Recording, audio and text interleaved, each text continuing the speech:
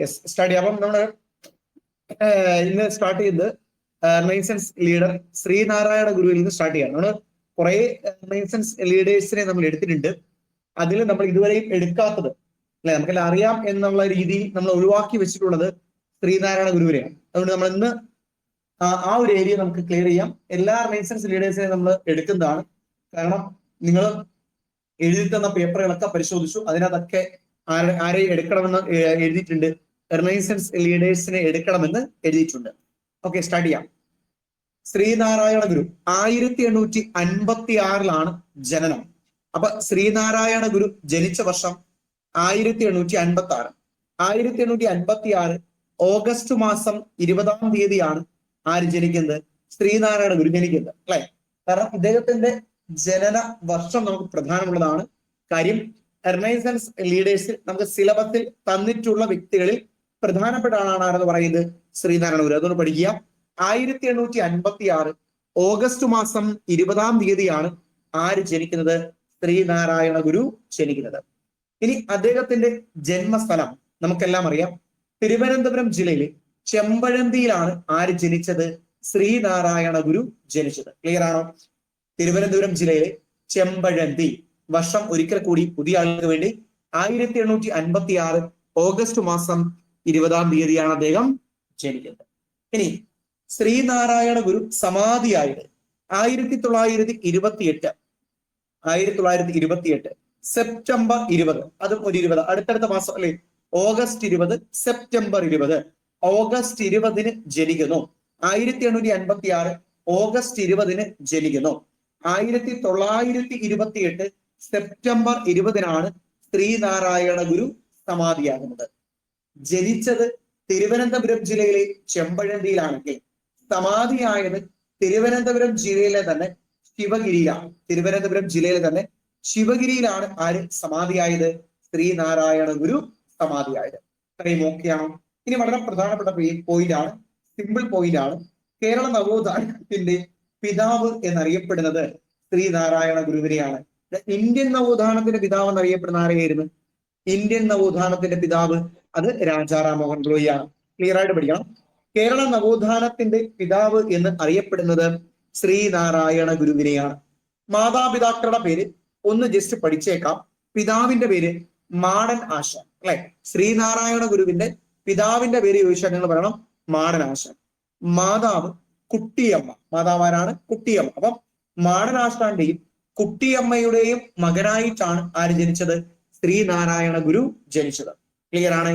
Then അദ്ദേഹത്തിന്റെ പത്നി ആര് എന്ന് ചോദിച്ചാൽ കാളിയാണ്. കാളി. അദ്ദേഹത്തിന്റെ പത്നിയുടെ പേര് കാളി. ദെൻ അദ്ദേഹത്തിന്റെ ഭവനം, ചില നവോത്ഥാന നായകന്മാരുടെ ഭവനം ചോദിച്ചിട്ടുണ്ട്. അതിൽ പ്രധാനപ്പെട്ടതാണ് ശ്രീനാരായണ ഗുരുവിന്റെ ഭവനം. അറിയപ്പെടുന്ന പേര് വയൽവാരം വീട്. ശ്രീനാരായണ ഗുരുവിന്റെ വീട്ടുപേര് ഭവനം ഏത് എന്ന് ചോദിച്ചാൽ വയൽവാരം വീടാണ് എന്ന് ഓർത്തു വെച്ചേക്കാം. ഇത്രയും കാര്യം ഓക്കെയാണ്, സെറ്റാണ്. ഒരിക്കൽ കൂടി ഇത്രയും പോയിന്റ് നമ്മൾ പറയുന്നു. 1856 ഓഗസ്റ്റ് മാസം 20-ാം തീയതി തിരുവനന്തപുരം ജില്ലയിലെ ചെമ്പഴന്തിയിൽ ആര് ജനിക്കുകയാണ്? ശ്രീനാരായണ ഗുരു ജനിക്കുകയാണ്. ഇനി 1928 വർഷം പഠിച്ചോ. 1928 സെപ്റ്റംബർ മാസം 20-ാം തീയതിയാണ് ആര് സമാധിയായത്? ശ്രീനാരായണ ഗുരു. അദ്ദേഹത്തിന്റെ സമാധി സ്ഥലം പഠിച്ചേ വർക്കലയാണ്, തിരുവനന്തപുരം ജില്ലയിലെ വർക്കല. ഇനി കേരള നവോത്ഥാനത്തിന്റെ പിതാവ് എന്ന് അറിയപ്പെടുന്നത് ശ്രീനാരായണ ഗുരുവിനെയാണ്. പിതാവ് മാടനാശാൻ, മാതാവ് കുട്ടിയമ്മ, അദ്ദേഹത്തിന്റെ പത്നി കാളി, വീട്ടുപേര്, ഭവനം ചോദിച്ചാൽ വയൽവാരം വീട് എന്ന് പഠിക്കണം. ദെൻ പഠിച്ചോ.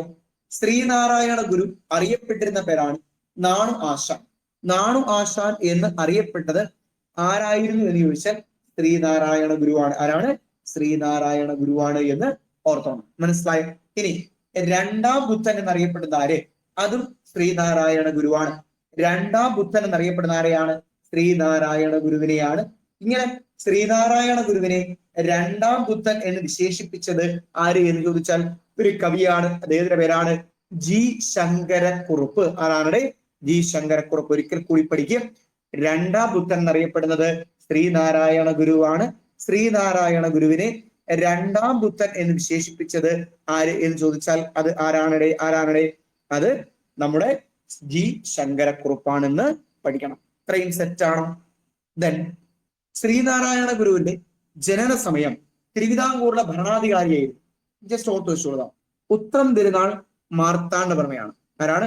ഉത്രം തിരുനാൾ മാർത്താണ്ഡവർമ്മയാണ് എന്ന് ഓർത്തു വെച്ചേക്കാം. ഇനി ശ്രീനാരായണ ഗുരുവിന്റെ ഗുരുക്കന്മാർ, അതിൽ ഒരാളെ നമുക്കറിയാം, ഗുരുവിന്റെ ഗുരു എന്നൊക്കെ നമ്മൾ പഠിച്ചല്ലേ. ഗുരുവിന്റെ ഗുരു അതാണ് തൈക്കാടയ്യ ശ്രീനാരായണ ഗുരുവിന്റെയും ഗുരുവാണ്. ദെൻ പേട്ടയിൽ രാമൻ പിള്ള ആശാൻ, ദെൻ കണ്ണങ്കര മൂത്ത പിള്ള ആശാൻ. 3 പേരാണ് ഞാൻ പറഞ്ഞത്. ഒന്ന് ഗുരുവിന്റെ ഗുരു എന്നറിയപ്പെടുന്ന തൈക്കാടയ്യ, ദെൻ പേട്ടയിൽ രാമൻ പിള്ള ആശാൻ അല്ലെ. പേട്ടയിൽ രാമൻ പിള്ള ആശാൻ ചട്ടമ്പി സ്വാമിയെ പഠിച്ച സമയത്ത് പേട്ടയിൽ രാമൻ പിള്ള ആശാനെ അദ്ദേഹത്തിന്റെ ഗുരുവായിട്ട് നമ്മൾ പഠിച്ചിട്ടുണ്ട്. ദെൻ കണ്ണങ്കര മൂത്ത പിള്ള ആശാൻ. ഇതിൽ കണ്ണങ്കര മൂത്ത പിള്ള ആശാനാണ് ശ്രീനാരായണ ഗുരുവിന്റെ ആദ്യ ഗുരു. ക്ലിയർ ആണോ? കണ്ണങ്കര മൂത്ത പിള്ള ആശാനാണ് ശ്രീനാരായണ ഗുരുവിന്റെ ആദ്യ ഗുരു എന്ന് പറയുന്നത്. അത്രയും അങ്ങ് സെറ്റായി, കുഴപ്പമില്ലല്ലോ. ദെൻ നമ്മൾ പഠിക്കുകയാണ് ശ്രീനാരായണ ഗുരു ഒരു സ്കൂൾ സ്ഥാപിച്ചത് 1881 ഇങ്ങനെ പഠിക്കേ, 1881 വർഷം. ഒരിക്കൽ കൂടി 1881 ശ്രീനാരായണ ഗുരു സ്കൂൾ സ്ഥാപിച്ചത് എവിടെ? തിരുവനന്തപുരം ജില്ലയിൽ അഞ്ചുതെങ്ങ് എന്ന് പറയുന്ന സ്ഥലത്താണ്. ക്ലിയർ ആണോ? 1881 ശ്രീനാരായണ ഗുരു ഒരു സ്കൂൾ സ്ഥാപിക്കുന്നു. ആ സ്കൂൾ സ്ഥാപിക്കുന്നത് തിരുവനന്തപുരം ജില്ലയിലെ അഞ്ചുതെങ്ങ് എന്ന് പറയുന്ന സ്ഥലത്താണ്. ഇനി അരുവിപ്പുറം ക്ഷേത്രം സ്ഥാപിച്ചത് ശ്രീനാരായണ ഗുരുവാണ്. അരുവിപ്പുറം ക്ഷേത്രം സ്ഥാപിച്ചത് 1887 വർഷം പഠിക്കുക. 1887 അരുവിപ്പുറം ക്ഷേത്രം പണികഴിപ്പിച്ചത്. ഇനി അരുവിപ്പുറം പ്രതിഷ്ഠ നടന്ന വർഷം, അത് തൊട്ടടുത്ത വർഷം 87 ക്ഷേത്രം. 1887 അരുവിപ്പുറം ക്ഷേത്രം. ഇനി 1888 എന്താണ്? പ്രതിഷ്ഠ നടത്തി. അരുവിപ്പുറം പ്രതിഷ്ഠ LGS ചോദിക്കാനുള്ള ചോദ്യമാണ്. അരുവിപ്പുറം പ്രതിഷ്ഠ നടന്ന വർഷം ഏത്? 1888. 1888. ഇത്രയും ഓക്കെയാണോ? ഇനി അടുത്തൊരു പോയിന്റ് പഠിക്കണം. ശ്രീനാരായണ ഗുരു അരുവിപ്പുറം ക്ഷേത്രയോഗം രൂപീകരിച്ചത്. ശ്രീനാരായണ ഗുരു അരുവിപ്പുറം ക്ഷേത്രയോഗം രൂപീകരിച്ചത് 1898. 1898. ഇത്രയും കാര്യം ഓക്കെയാണോ? ഒരിക്കൽ കൂടി പറയുന്നു. ശ്രീനാരായണ ഗുരു അഞ്ചുതെങ്ങിൽ ഒരു സ്കൂൾ സ്ഥാപിക്കുന്നു. അഞ്ചുതെങ്ങിൽ സ്കൂൾ സ്ഥാപിച്ച വർഷം 1881. ഇനി അതുപോലെ നമ്മൾ പറഞ്ഞു അദ്ദേഹം അരുവിപ്പുറം ക്ഷേത്രം സ്ഥാപിക്കുന്നു 1887 വർഷം. ക്ലിയർ? 1887. ദെൻ നമ്മൾ അരുവിപ്പുറം പ്രതിഷ്ഠയുടെ വർഷം ക്ലിയർ ആയി പഠിച്ചു. 1888. സെറ്റാണ്. ദെൻ അരുവിപ്പുറം ക്ഷേത്രയോഗം ഏത് വർഷമാണ്? 1898. അരുവിപ്പുറം ക്ഷേത്രയോഗം 1898. ഇത്രയും സെറ്റായോ? ജസ്റ്റ് നിങ്ങൾ ഓർത്ത് വെച്ചോണേ. ഈ അരുവിപ്പുറം ക്ഷേത്രത്തിൽ പ്രതിഷ്ഠ നടത്തുന്നതിന് വേണ്ടിയിട്ടുള്ള വിഗ്രഹം അദ്ദേഹം കണ്ടെടുത്തത് നെയ്യാറിൽ നിന്നാണ്. നെയ്യാറിലെ ശങ്കരൻകുഴി എന്ന സ്ഥലത്ത് നിന്നാണ് ഈ വിഗ്രഹം കണ്ടെത്തിയത്. മനസ്സിലായോ? അരുവിപ്പുറത്ത് പ്രതിഷ്ഠ നടത്തുന്നു. ആ പ്രതിഷ്ഠ നടത്തുന്നതിനുള്ള വിഗ്രഹം അദ്ദേഹം കണ്ടെത്തിയ സ്ഥലം നെയ്യാറിലെ ശങ്കരൻകുഴിയിൽ നിന്നാണ്. അടുത്ത പറയുന്നതിന് ശ്രദ്ധിക്കുക. ജാതിഭേദം മതദ്വേഷം ഏതുമില്ലാതെ സർവരും സോദരേന വാഴുന്ന മാതൃകാ സ്ഥാനമാണിത്. ജസ്റ്റ് കാണാനൊന്നും പഠിക്കണ്ട, കേൾക്കുമ്പോത്തോണം.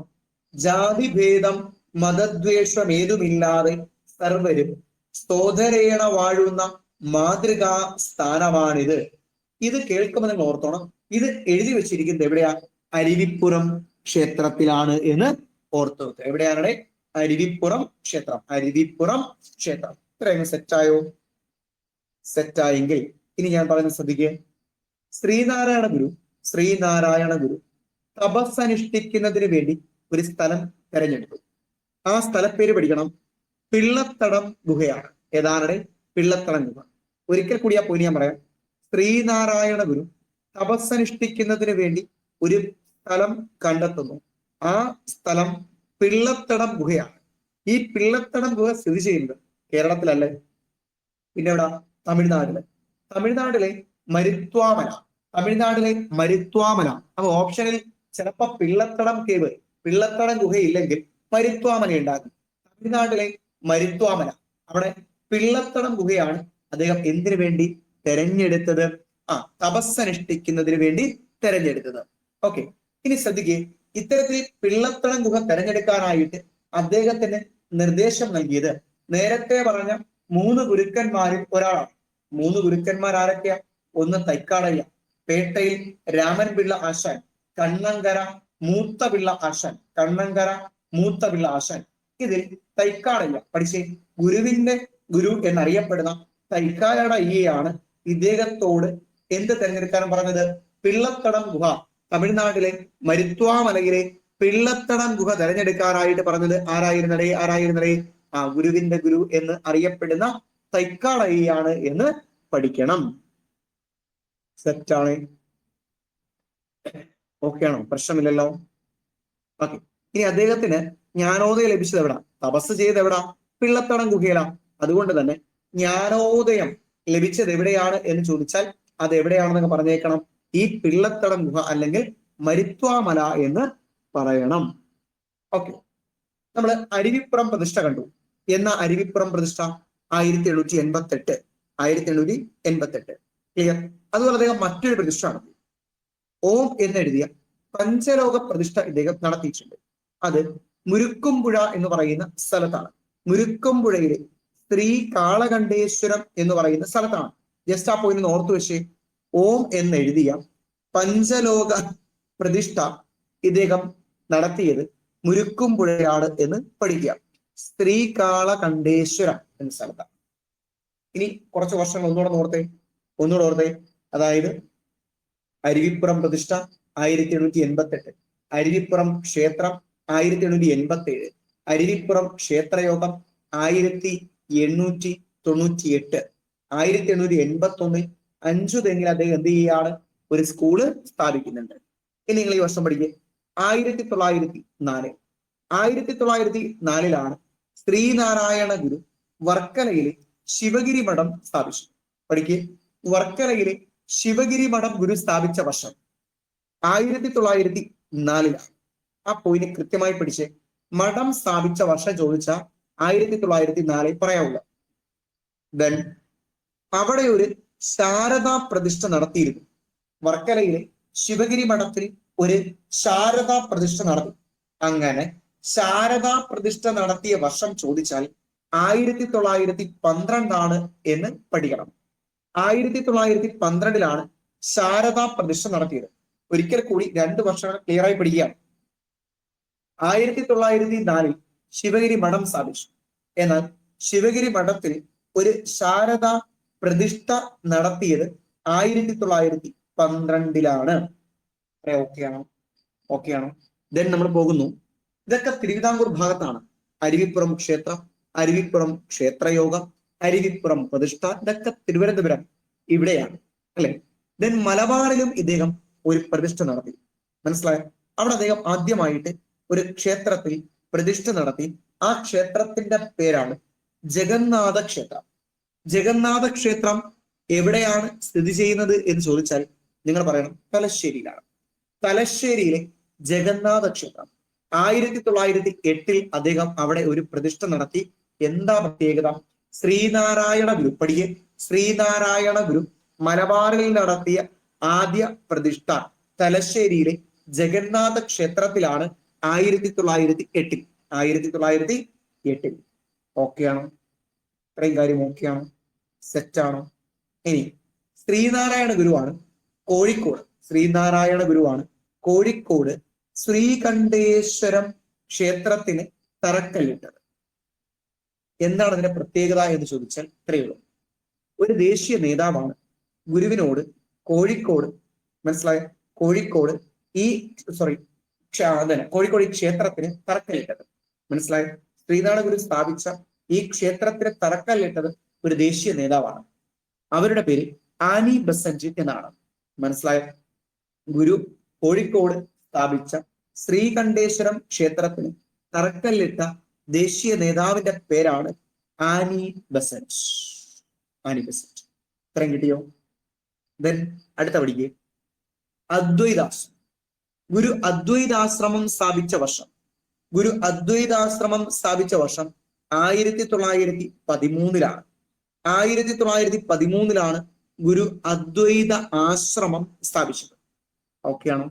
അദ്വൈതാശ്രമം എവിടെ സ്ഥാപിച്ചു? എവിടെ സ്ഥാപിച്ചു? ആലുവയില്. ആലുവയില്. ഓക്കെ. നേരത്തെ ഞാൻ പറഞ്ഞ ആ വാക്യം ഒന്ന് ഓർത്തു നോക്കിയേ. ജാതിഭേദം മതദ്വേഷം ഏതുമില്ലാതെ സർവരും സോദരേന വാഴുന്ന മാതൃകാസ്ഥാനമാണിത്. ഇതെവിടെയാ? അരുവിപ്പുറം ക്ഷേത്രത്തിലാണ്. ഇനി പഠിക്കുക. ഓം സാഹോദര്യം സർവത്ര എന്ന തത്വം ബന്ധപ്പെട്ടിരിക്കുന്നത് ആലുവ അദ്വൈതാശ്രമം. ഒന്നുകൂടി. ഓം സാഹോദര്യം സർവത്ര എന്ന തത്വം ബന്ധപ്പെട്ടിരിക്കുന്ന ആശ്രമം ഏത്? ആലുവയിലെ അദ്വൈതാശ്രമമാണ്. ഇനി ഒരു നാരായണ സേവാ ആശ്രമമുണ്ട്. നാരായണ സേവാശ്രമം. ഗുരുവാണ് ആ ആശ്രമം സ്ഥാപിച്ചത്. വർഷം 1916 1916 ക്ലിയർ? 1916 നാരായണ സേവാ ആശ്രമം ഗുരു സ്ഥാപിച്ചത് കാഞ്ചീപുരം എന്ന സ്ഥലത്താണ്. തമിഴ്നാട്ടിലെ കാഞ്ചീപുരം. ഒരിക്കൽ കൂടി, തമിഴ്നാട്ടിലെ കാഞ്ചീപുരം എന്ന് പറയുന്ന സ്ഥലത്ത് ഗുരു ഒരു നാരായണ സേവാ ആശ്രമം സ്ഥാപിച്ചു. സ്ഥാപിച്ച വർഷം 1916 1916 ഇത്രയും ഓക്കെയാണ്? തെറ്റാണ്? എന്തെങ്കിലും പ്രശ്നമുണ്ടോ? നേരത്തെ ഞാൻ പറഞ്ഞു അദ്വൈതാശ്രമം. അദ്വൈതാശ്രമം ആലുവയിൽ. അദ്വൈതാശ്രമം സ്ഥാപിച്ച വർഷം 1913 ഓക്കെ. ഇനി ഈ അദ്വൈതാശ്രമത്തിൽ അല്ലെങ്കിൽ ആലുവയിൽ ഒരു സർവമത സമ്മേളനം നടക്കുകയാണ്. സർവമത സമ്മേളനം. ആലുവയിൽ സർവമത സമ്മേളനം നടന്നത് എന്ന് ചോദിച്ചാൽ 1924 1924. അപ്പം ഗുരു ആലുവയിൽ സർവമത സമ്മേളനം സ്ഥാപിച്ച വർഷം അല്ലെങ്കിൽ സർവമത സമ്മേളനം നടത്തിയ വർഷം ഏത് എന്ന് ചോദിച്ചാൽ 1924 എന്ന് നിങ്ങൾ പറയാം. 1924. ഓക്കെ. ഇനി ഇതിന്റെ പ്രത്യേകതയുള്ള ചോദ്യമാണ്, ആലുവയിലെ സർവമത സമ്മേളനത്തിന്റെ അധ്യക്ഷനായിരുന്നത് ആരാണ്? ജസ്റ്റിസ് ടി സദാശിവ അയ്യരാണ്. ജസ്റ്റിസ് ടി സദാശിവ അയ്യരായിരുന്നു ഈ ആലുവ സർവമത സമ്മേളനത്തിന്റെ അധ്യക്ഷൻ. ക്ലിയർ ആണോ? അവിടെ ശ്രീനാരായണ പുതിയ ആളുകൾ ശ്രദ്ധിക്കുക. ഗുരു എന്ന് ഓപ്ഷനിൽ ഉണ്ടാകും. ഗുരുവല്ല അധ്യക്ഷ സ്ഥാനം അലങ്കരിച്ചത്. ആലുവ അദ്വൈത സമ്മേളനത്തിന്റെ അല്ലെങ്കിൽ ആലുവയിലെ സർവമത സമ്മേളനത്തിന്റെ അധ്യക്ഷ സ്ഥാനം അലങ്കരിച്ചത് മദ്രാസ് ഹൈക്കോടതി ചീഫ് ജസ്റ്റിസ് ആയിരുന്ന ടി സദാശിവ അയ്യരാണ് എന്ന് ഓർത്തു വെച്ചേക്കുക. അത്രയും ഓക്കെയാണോ? ഇനി ഈ ഗുരു സന്ദർശിച്ച ഒരു വിദേശ രാജ്യമുണ്ട്. ഗുരു സന്ദർശിച്ച വിദേശ രാജ്യം ഏത്? നിങ്ങൾക്കെല്ലാം അറിയാം, ശ്രീലങ്കയാണ്. ഗുരു സന്ദർശിച്ച വിദേശ രാജ്യം ഏത് എന്ന് ചോദിച്ചാൽ അത് ശ്രീലങ്കയാണ്. ശ്രീലങ്കയിൽ ആദ്യമായി അദ്ദേഹം സന്ദർശനം നടത്തിയത് 1918 1918. വീണ്ടും അദ്ദേഹം സന്ദർശനം നടത്തിയത് 1926. ക്ലിയർ? ഒരിക്കൽ കൂടി പറയുന്നു.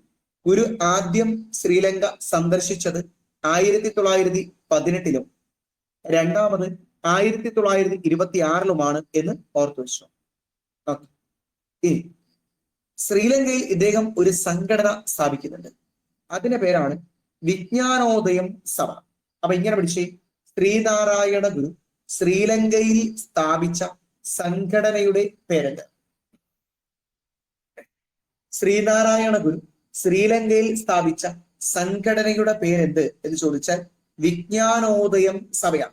അപ്പൊ വിജ്ഞാനോദയം സഭ സ്ഥാപിച്ചതാരും ശ്രീനാരായണ ഗുരു അല്ലെങ്കിൽ അദ്ദേഹത്തിന്റെ നിർദ്ദേശപ്രകാരം അവിടുത്തുള്ള ആളുകൾ സ്ഥാപിച്ച സംഘടനയാണ് ഏതെന്ന് പറയുന്നത് വിജ്ഞാനോദയം സഭ എന്ന് പറയുന്നത്. ഓക്കെയാണോ? അവിടെ ഇത്രയും കാര്യം ഓക്കെയാണോ? ദെൻ നമ്മൾ പോകുന്നു ഇദ്ദേഹത്തിന്റെ ചില ശിഷ്യന്മാരിലേക്ക് പോവുകയാണ്. ശ്രീനാരായണ ഗുരുവിന്റെ ശിഷ്യൻ. റെക്കോർഡർ ആയതിന്റെ പ്രശ്നമില്ല. നിങ്ങളെ കേട്ടിട്ട് പുതിയ ആളുകൾക്ക് കിട്ടുന്നില്ലെങ്കിൽ റിപ്പീറ്റ് ചെയ്ത് നിങ്ങൾ വീണ്ടും കേൾക്കാം. ഓക്കെ. ഗുരുക്കന്മാർ. പ്രഥമ ശിഷ്യൻ ആര്? ശ്രീനാരായണ ഗുരുവിൻ പ്രഥമ ശിഷ്യൻ ആര് എന്ന് ചോദിച്ചാൽ ശിവലിംഗ ദാസ സ്വാമികൾ ആണ് എന്ന് പഠിക്കണം. ശിവലിംഗദാസ സ്വാമികൾ, ശിവലിംഗ ദാസ സ്വാമികളാണ്. ഓക്കെ. ഇനി വേറെ എന്താണ് ശിഷ്യന്മാരുണ്ട്. അതിലൊരാളാണ് ആനന്ദ തീർത്ഥൻ. പ്രത്യേകത, ഗുരുവിന്റെ അവസാനത്തെ ശിഷ്യനാണ്. ഗുരുവിന്റെ അവസാനത്തെ ശിഷ്യനാണ് ആരെന്ന് പറയുന്നത് ആനന്ദ തീർത്ഥർ എന്ന് പറയുന്നത്. ദെൻ ഒരു യൂറോപ്യൻ ശിഷ്യനുണ്ട്. അദ്ദേഹത്തിന്റെ പേരാണ് ഏണസ്റ്റ് കർക്ക്. ഏണസ്റ്റ് കർക്ക്. ഒരിക്കൽ കൂടി പറയുന്നു, ആദ്യ ശിഷ്യനാര് ശിവലിംഗദാസ സ്വാമികൾ, അവസാന ശിഷ്യനാര് ആനന്ദ തീർത്ഥൻ, യൂറോപ്യൻ ശിഷ്യനാര് Ernest Kirk. Ernest Kirk. Okay. ഇനി വൈക്കം സത്യാഗ്രഹത്തിൽ പങ്കെടുത്ത ശിഷ്യന്മാരെ നമ്മൾ പഠിച്ചില്ലേ? ആരൊക്കെയായിരുന്നു? സ്വാമി സത്യവർദ്ധനനും കോട്ടുകോയിക്കൽ വേലായുധൻ. രണ്ടുപേരായിരുന്നു, സ്വാമി സത്യവർദ്ധനനും കോട്ടുകോയിക്കൽ വേലായുധൻ. ഓക്കെയാണ്. ഇനി ഒരു ടെക്സ്റ്റ് പഠിക്കാനുണ്ട്. ശിഷ്യനെ പഠിക്കുന്ന സമയത്ത് നമ്മളുടെ ടെക്സ്റ്റ് പഠിക്കണം. ആ ടെക്സ്റ്റിന്റെ പേരാണ് പറന്നുപോയ ഹംസം. ഇനിയൊന്നുമില്ല, പറന്നുപോയ ഹംസം. ഓക്കെയാണ്. ഒരിക്കൽ കൂടി പറയാം. ഒരു പുസ്തകം പഠിക്കുന്നു, ആ പുസ്തകത്തിന്റെ പേരാണ് പറന്നുപോയ ഹംസം. പറന്നുപോയ ഹംസം. നേരത്തെ നമ്മൾ ഒരു പക്ഷി പറന്നുപോയതുപോലെ എന്നൊക്കെ പഠിച്ചായിരുന്നു അല്ലെ? അത് ടെക്സ്റ്റ് അല്ല, പഴശ്ശിയുടെ വയനാട് അല്ലെങ്കിൽ വയനാടിലേക്ക് അദ്ദേഹം കടന്നു കളഞ്ഞതിനെയാണ് ഒരു പക്ഷി പറന്നു പോയതുപോലെ എന്ന് നമ്മൾ വിശേഷിപ്പിച്ചത്. ഇവിടെ പറന്നുപോയ ഹംസം, പറന്നുപോയ ഹംസം എന്ന പുസ്തകം എഴുതിയത് ആരാണ് അറിയാമോ? കുമാരനാശാനാണ് പറന്നുപോയ ഹംസം എന്ന പുസ്തകം എഴുതിയത്. കുമാരനാശാൻ. ഇനി എങ്ങനെയാണ് ഈ ബുക്ക് നമ്മുടെ ഗുരുവുമായിട്ട് ബന്ധപ്പെട്ടിരിക്കുന്നത്? ഗുരുവിന്റെ ആദ്യ ശിഷ്യൻ, പ്രഥമ ശിഷ്യൻ ശിവലിംഗ സ്വാമി. ആ ശിവലിംഗ സ്വാമിയുടെ നിര്യാണത്തിൽ അനുശോചിച്ചുകൊണ്ട് കുമാരനാശാൻ എഴുതിയ കൃതിയാണ് പറന്നുപോയ ഹംസം. അപ്പം പറന്നുപോയ ഹംസം എന്നത് ഗുരുവിനെ കുറിച്ചുള്ള കൃതിയല്ല, അദ്ദേഹത്തിന്റെ ശിഷ്യനായ ശിവലിംഗദാസ സ്വാമികളെ കുറിച്ചുള്ള പുസ്തകമാണ് എന്ന് പഠിക്കണം. ഓക്കെയാണോ? എഴുതിയതാരാണ്? കുമാരനാശാൻ. എഴുതിയതാരാ? കുമാരനാശാൻ. ഇത്ര ഓക്കെയാണോ? ഒരു കാര്യം പറഞ്ഞാൽ നമുക്ക് തൽക്കാലം പൂർണ്ണമായിട്ട് അവസാനിച്ചിട്ടില്ല. ഒരു കാര്യം പറഞ്ഞ് തൽക്കാലം ക്ലാസ് വൈൻഡപ്പ് ചെയ്യാം. ദെൻ വീണ്ടും നമ്മൾ എന്ത് ചെയ്യണം? ഒരു ക്ലാസ് കൂടെ ഒക്കെ എടുത്താലേ എന്ത് ചെയ്യത്തോളൂ, ഈ ചാപ്റ്റർ തീരത്തോളം. കൂടിക്കാഴ്ചയാണ്. ഗുരുവുമായി സന്ദർശനം നടത്തിയ ആളുകൾ. ഇവിടെ 1882 ഗുരുവിനെ സന്ദർശിച്ച ഒരാളുണ്ട്. അദ്ദേഹത്തിന്റെ പേര് ചട്ടമ്പി സ്വാമികൾ എന്നാണ്. 1882 ശ്രീനാരായണ ഗുരുവിനെ കണ്ടുമുട്ടിയ ആളാണ് ചട്ടമ്പി സ്വാമികൾ. ചെമ്പഴന്തിക്കടുത്തുള്ള അനിയൂർ ക്ഷേത്രത്തിൽ വെച്ചിട്ടാണ് ചട്ടമ്പി സ്വാമിയും ശ്രീനാരായണ ഗുരുവും തമ്മിൽ കണ്ടുമുട്ടിയത്. ഒരിക്കൽ കൂടി വർഷം 1882. 1882 ഗുരുവിനെ കണ്ടുമുട്ടിയ ആളാരാ? ചട്ടമ്പി സ്വാമി. എവിടെ വെച്ച്? ചെമ്പഴന്തിക്കടുത്തുള്ള അനിയൂർ ക്ഷേത്രത്തിൽ വെച്ചാണ്. ഓക്കെ. ഇനി 1891, അടുത്ത വർഷത്തിലേക്ക് പോയി. 1891 ഗുരുവുമായി കൂടിക്കാഴ്ച നടത്തിയ ആര് എന്ന് ചോദിച്ചാൽ നിങ്ങൾ പറയണം, മറ്റാരുമല്ല, കുമാരനാശാൻ. കുമാരനാശാൻ തോന്നക്കൽ വെച്ച്. കുമാരനാശാന്റെ എന്താണ് സ്മാരകമൊക്കെയുള്ള സ്ഥലം തോന്നക്കൽ. ആ തോന്നക്കൽ വെച്ചാണ് ആര് കണ്ടുമുട്ടിയത്? ഗുരുവും കുമാരനാശാനും കണ്ടുമുട്ടിയത്. ദെൻ 1895 ഗുരുവിനെ കണ്ടുമുട്ടിയത് ഡോക്ടർ പൽപ്പുവും ഗുരുവും കണ്ടുമുട്ടിയ വർഷം 1895. ഇവിടെ വെച്ചല്ല, ബാംഗ്ലൂരിൽ വെച്ചിട്ടാണ് ഗുരുവിനെ കണ്ടുമുട്ടുന്നത്. അല്ലെങ്കിൽ ഗുരുവും ആരുമായിട്ട്? നമ്മുടെ ഡോക്ടർ പൽപ്പുവുമായിട്ട് കണ്ടുമുട്ടും. ഇനി അയ്യങ്കാളിയും ശ്രീനാരായണ ഗുരുവും തമ്മിൽ കണ്ടുമുട്ടിയ വർഷം 1912. 1912 ബാലരാമപുരം. 1912 ബാലരാമപുരം. 1912 വർഷങ്ങൾ നോക്ക്. 1882, 1891, 1895, 1912. 1912 അയ്യങ്കാളിയും ഗുരുവും തമ്മിൽ ബാലരാമപുരത്ത് വെച്ച് കണ്ടുമുട്ടുന്നു. ഇനി 1914 ശ്രീനാരായണ ഗുരു വാഗ്ഭടാനന്ദനും തമ്മിൽ കണ്ടുമുട്ടുന്നത്. അപ്പൊ ഗുരുവും വാഗ്ഭടാനന്ദനും തമ്മിൽ കണ്ടുമുട്ടിയ വർഷം 1914. എവിടെ വെച്ചാണെന്ന് ചോദിച്ചാൽ ആലുവ അദ്വൈതാശ്രമം. 1913 ആലുവയിൽ അദ്വൈതാശ്രമം സ്ഥാപിച്ചില്ലേ? 1914 അവിടെ വെച്ച് വാഗ്ഭടാനന്ദനും ശ്രീനാരായണ ഗുരുവും തമ്മിൽ കണ്ടുമുട്ടി. ഇനി 1916 ഗുരുവിനെ കണ്ടുമുട്ടിയ വ്യക്തിത്വമാണ് രമണ മഹർഷി. 1916 ആര് കണ്ടുമുട്ടുന്നത്? രമണ മഹർഷിയും ശ്രീനാരായണ ഗുരുവും തമ്മിൽ കണ്ടുമുട്ടുന്നത് തിരുവില്വാമലയിൽ വെച്ചിട്ടാണ്. എവിടെ വെച്ചാ? തിരുവില്ലാമല. ഓക്കെ. ടാഗോർ ഗുരുവിനെ സന്ദർശിച്ച വർഷം 1922. ഗാന്ധിജി ഗുരുവിനെ സന്ദർശിച്ച വർഷം 1925. 1925. ഓക്കെ. 1922 പഠിക്കണം. 1922 ശ്രീനാരായണ ഗുരുവിനെ ടാഗോർ സന്ദർശിക്കുന്നു. ആ സമയത്ത് അദ്ദേഹത്തെ അനുഗമിച്ച വ്യക്തിയാണ് CF ആൻഡ്രൂസ്. ആരെ? ടാഗോറിനെ അനുഗമിച്ച വ്യക്തിയുടെ പേരാണ് CF ആൻഡ്രൂസ്. ദീനബന്ധു എന്നറിയപ്പെടുന്ന ആരെയാണ്? CF ആൻഡ്രൂസിനെ. ആ CF ആൻഡ്രൂസ് ആണ് ടാഗോറിനൊപ്പം ഉണ്ടായിരുന്നത് എന്ന് പഠിക്കണം. ക്ലിയർ ആണോ? സെറ്റ് ആണല്ലോ. ഇനി ഗാന്ധിജി കണ്ടുമുട്ടിയ സമയത്ത് അദ്ദേഹത്തിന്റെ പ്രൈവറ്റ് സെക്രട്ടറി ആയ മഹാദേവ് ദേശായി ഉണ്ടായിരുന്നു എന്നൊന്ന് ഓർത്തു വെച്ചേക്കുക. മഹാദേവ് ദേശായി ഉണ്ടായിരുന്നു എന്ന് ഓർത്തു വെച്ചേക്കുക. ഓക്കെ, ഇത്രയും കാര്യം ഓക്കെ ആണ്.